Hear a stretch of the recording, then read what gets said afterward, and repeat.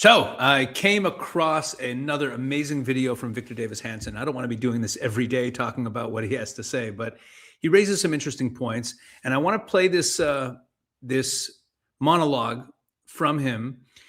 And the main reason I want to play it is not because of the points he makes, although he makes some excellent points, but it's because of what I want to add to it, some things that he leaves out of the conversation, not to disagree with him, but to add on to what he was saying, some important information. The subject here is Israel as an ally of the United States in comparison to other allies of the United States. That's the subject of the video. But before I do that, I just want to remind you of all the good stuff that we do over at Israel 365. Israel365news.com is a very important news website you should be going to. And in the description of this video, you have a link to our YouTube channel, the Israel 365 News YouTube channel. And I uploaded a video there today, an interview with Dr. Mordechai Kedar, one of the most respected experts on the Middle East and the Muslim world in Israel. And it's a fascinating interview. We get into the theology of Shia Islam as separate from Sunni Islam, Shia Islam, the theology of the Iranian regime, and how, by an understanding of how Shiites think, what they believe, we can have a deeper understanding, or a clearer understanding, I should say, more accurate understanding of what is happening in this war. So please, when you're done with this video, go over to the Israel 365 News YouTube channel and have a look at the video. We uploaded it today, an interview with Dr. Mordechai Kedar. And while you're there, you can check out all the other videos we've been putting up there. I hope you'll find them interesting. Now, on to the video from Victor Davis Hanson. Hello, this is Victor Davis Hanson for the Daily Signal. There's been a lot of talk in connection with the ongoing Iran war about our allies. Specifically, people are suggesting that Israel has an inordinate role to play in our decision to attack the theocracy in Iran. And there's even posters going around of Israeli puppeteers and we're the puppets, which is kind of ironic when we're a country of 340 million people and Israel is tiny and 11 million. And they, of course, don't direct American foreign policy. But before I get to Israel, I'd like to talk about our other allies. Here we are, in an existential fight with Iran. And remember, it's a 47-year war. They have attacked our embassies in Beirut, Kenya, Tanzania. They blew up our Marines, 241 deaths in Beirut. Khobar Towers, they killed people.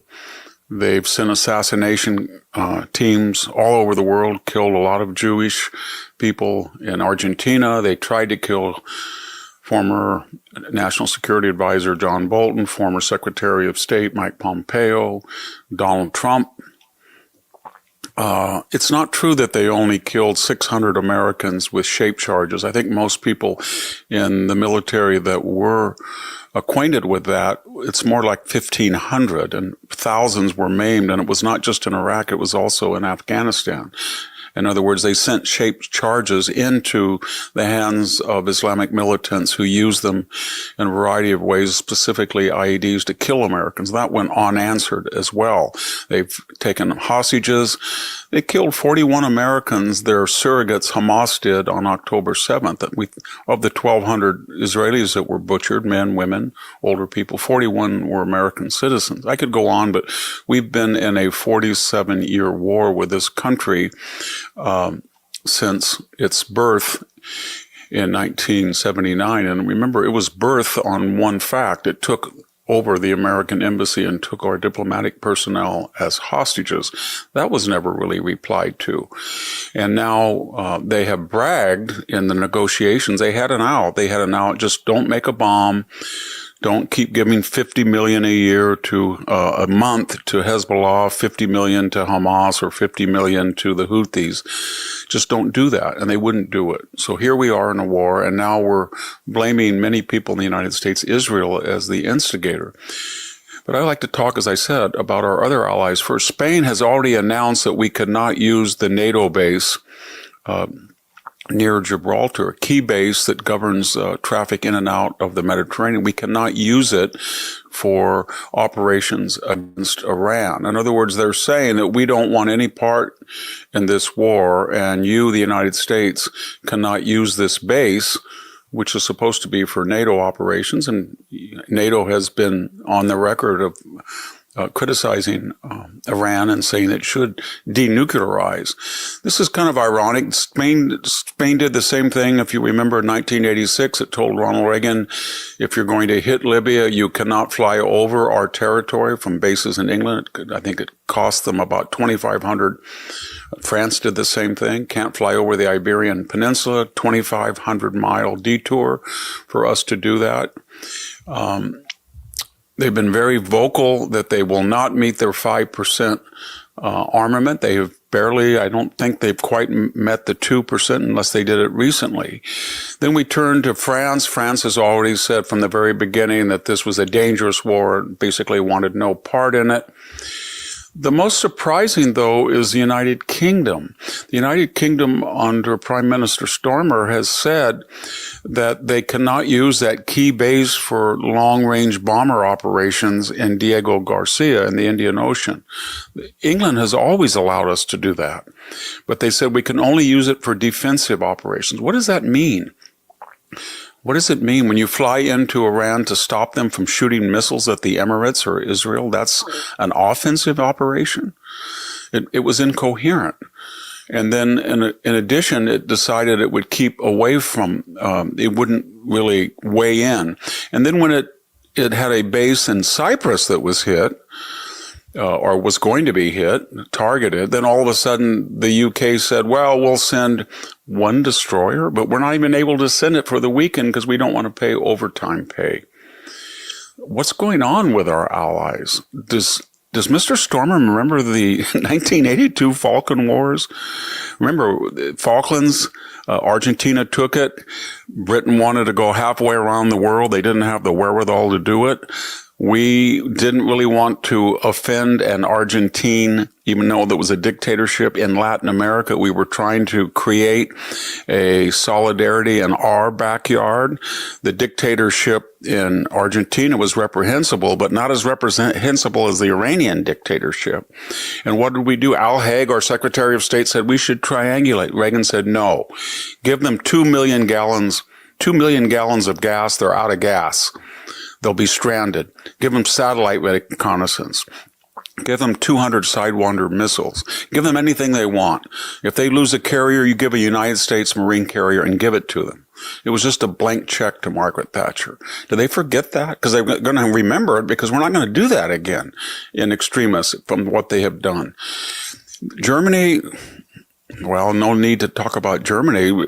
Chancellor Merz was in the White House. He kind of had a hangdog look. He had a hangdog look because a week or two earlier, into a huge crowd in Germany, he was trashing the United States and Trump himself. Then we get to Israel. Besides, Israel is the only democratic consensual government in the Middle East that has been a lifelong friend of the United States, that has provided essential intelligence to us about our enemies and the people who have been killing us, such as Hamas on October 7th and Hezbollah for 40 years. We haven't replied to them effectively. We've sent some battleship shells under Reagan. We've done a few things, but they are the ones that have taken out our enemies. And by the way, it's very rare for the United States to have a capable ally. Israel is capable. I'll give you one example. If you count all of the planes that are ready to fly, jet fighters, that Britain has, Israel has more, a lot more, 100 more. If you count all the planes that France does, 200, Israel has 300. If you count the planes that Germany has, 150. Israel has 300. What I'm getting at is the so-called big powers of NATO themselves, with these huge populations of 80 million, 60 million, 55 million, they don't have the air capability that tiny Israel does. And right now they are fighting side by side with us, and that those 300 planes are being used every day to take out the ability of the Iranians to do what? Fund the people who've killed Americans in Hezbollah, Hamas, the Houthis, make sure they do not send missiles toward Europe. Remember Barack Obama, he gave missile defense away in 2012 in Seoul, and that quid pro quo with the Russian government. That missile defense was aimed at protecting Europe from a potential ballistic missile attack from where? Iran.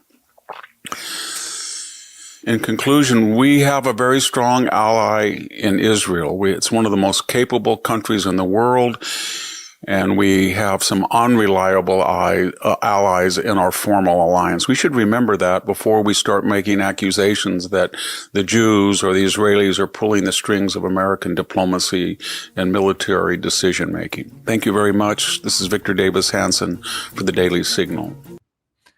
Okay. So let's talk about this. So Victor Davis Hanson, he made some good points there. And I just want to address a few of them. So first of all, remember, I've been saying, if you've been watching this channel, I've said in a number of videos, and it's so important to remember this, with everything going on all over the world with problems of Islam and Sharia and Muslim takeover in Europe, and it's a big subject these days. The Muslim populations in the West, the Muslim populations in Europe, the Muslim populations in America are more pro-jihad. They are more radical than the Muslim populations in the Middle East, and certainly than the Muslim governments in the Middle East. And this seems counterintuitive to people because you tend to think of the Muslims in the West as being more Western, but this is actually not the case. And I've talked to Muslims or former Muslims who are very well informed about that community, and this has been confirmed. From what they tell me, it's also been confirmed by some news items. The most famous one, the United Arab Emirates, saying that they're no longer going to fund scholarships for students from the UAE to go to school in England because they will become radicalized by the Muslim Brotherhood on those campuses. And they don't want them falling, because if a Muslim student goes through the UAE to England, he's going to find a mosque, he's going to find some Muslim friends, and the mosques, and here's the key of this point, that the mosques by and large in the West and the Islamic and the Muslim organizations in the West are much more tied to the Muslim Brotherhood and the terrorist networks than the actual Muslim countries in the Middle East. So when you look at these European nations like Spain, like the UK, who are hedging about fighting against jihadist regime in Iran, you got to remember that a big portion of their electorate, a growing portion of their electorate, it is Muslim and is pro-jihad, and they have to be sensitive to those political forces. And this is just a sad, sad fact about where these European powers are. That's one point I wanted to raise. Now, he mentioned that the NATO powers, they're struggling to pay 5% on military, which is what they're being required to do by NATO. Spain has refused to pay, just out and out refused to raise it to 5%. You know what Israel pays as a percentage of GDP for military? 8.8%. Israel invests; it carries its own weight. A lot of there's this perception or this canard that's out there that America pays for Israel's military, right? So let's get into that a little bit. This is a topic that in the America First movement, especially in the younger part of the America First movement, where there's a lot of ignorance about the realities of these situations.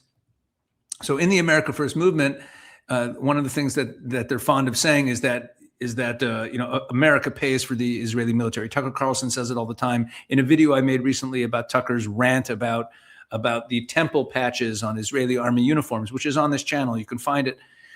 I made a comment in there also because he said, we pay for their military, we pay for all that. Okay, so first of all, as a percentage of Israel's military budget, the military aid that America gives to Israel, besides the fact that it gets invested in American companies, but I never even make that argument because it gets invested in the military and in industry, and it gets taken from the American taxpayer. So that's not an argument that really works. But just as a percentage of the Israeli military budget, okay, it is approximately 10% of the Israeli military budget, which is not insignificant. It's $3.8 billion, but that's from before this war. It was 11%, I think, in 2023. So before this war, it was 11%. Israel's been spending a lot more on defense. However, at the same time, Israel's also been selling lots of weaponry. Israel, in the last 4 months alone, Israel has sold more than $10 billion of air defenses. They get $3.8 billion from the U.S. government in military aid, and those air defenses, that's revenue to the defense ministry in Israel, to their industry. So besides all of that, there's another argument that I want to make that I don't see other people making. I think it's an important one. I made it once on the Charlie Kirk show, actually. Last year, I was one of my appearances on the Charlie Kirk show. I brought up the following issue. And this is what I wanted to, I think, to add it to the arguments. So here's a map of America's global military presence. And you can find maps like this online. This is just one that I located. And so it has all the different countries where the U.S. has maps, and there's blue and there's red. They're all U.S. bases. Some of the bases are in allied countries and have a kind of like joint responsibility for them, but it's still American bases. Okay, so it doesn't matter. The pink or the blue don't really matter that much. But I want you to look at this map of the region around Israel. Okay, so here's Turkey, Syria, Iraq, Saudi Arabia, UAE, Bahrain, right? We have all these different countries that have U.S. bases, right? Let's take a look at that. So there is a base in Jordan. That's a massive Air Force base in Jordan. There's a base there in the Sinai in Egypt. There's 2 bases in Saudi Arabia. There's a few in Iraq. There's a few in Syria, Cyprus. There's U.S. bases all over the place, all over the Gulf. You see all these tons of bases out here. All these dots are U.S. bases. You know why Israel's blacked out? Because all the countries that are grayed out or blacked out on the map do not have U.S. military bases. Why is there no U.S. military base in Israel? Why is that the case? You know why? Because it doesn't need to be. You see, $3.8 billion in foreign aid to Israel. Israel is the largest recipient of foreign aid. True? Yes, it's true. Israel is the largest recipient of foreign aid. What's the problem? Israel gets $3.8 billion. Military aid. Jordan gets $1 billion in aid, just straight up handout. It goes back to the peace deal that they signed with Israel back in the 90s. Okay. But Jordan gets $1 billion in aid. So that's less than 3.8. What's the problem? There's a massive Air Force base, U.S. Air Force base in Jordan. There's also another training base that's not it's not on that map, a smaller base. What does it cost to operate that U.S. Air Force base? All the equipment, all the personnel, maintaining that base. I bet it's billions of dollars. It's a massive U.S. Air Force base in Jordan. But that's not called aid, you see. The bases in Saudi Arabia are not aid. The bases in Iraq and in Syria and in Egypt and in all those other countries you saw on that map. None of that is foreign aid. That's defense spending, right? So Jordan only gets $1 billion in aid. Israel gets 3.8. But Jordan also has a U.S. Air Force base. So if we stop with the labels defense spending versus U.S. aid and just look at it as foreign spending on security around the world. And in Jordan, there's $1 billion in aid plus a U.S. Air Force base plus another smaller training base. Add up that amount and compare it to the $3.8 billion that Israel gets, and the U.S. doesn't have any bases in Israel. Now, I don't know what it costs to run an Air Force base. My point here is that this whole discussion of foreign aid, Israel's the largest recipient of foreign aid. Yeah, and look at that map I just showed you again. Look at that map. Okay, look at that. All those bases are not counted as foreign aid. So if instead we make the conversation, how much money is America spending on the security of other nations? How much money is America spending on the security of other nations, nation by nation? I don't think Israel's even anywhere near the top of the list. And why is there no base in Israel? Because there does not need to be, because Israel is a reliable ally. It is a reliable ally, and that's why you have bases all over Europe. Look how many bases there are in Europe on this map. Look at that. Tons. Why are there bases all over Europe? Because there need to be. Because these countries can't take care of themselves. They have lost the will to defend themselves at all. Besides the fact that there's going to be tremendous damage to the U.S. relationship with Spain and the UK, at least for the duration of the Trump administration. Look, European nations have lost the desire to defend themselves. They have lost the desire to defend themselves militarily, and they've lost the desire to defend their cultures from being taken over and overrun by Islam. They are suicidal. They've just lost their will to live and their will to fight. And Israel still has a will to live and a will to fight. And Israel is a reliable ally, like Victor Davis Hanson said. All right, that's it for this one. Thanks for watching, folks. God bless you. Stay safe.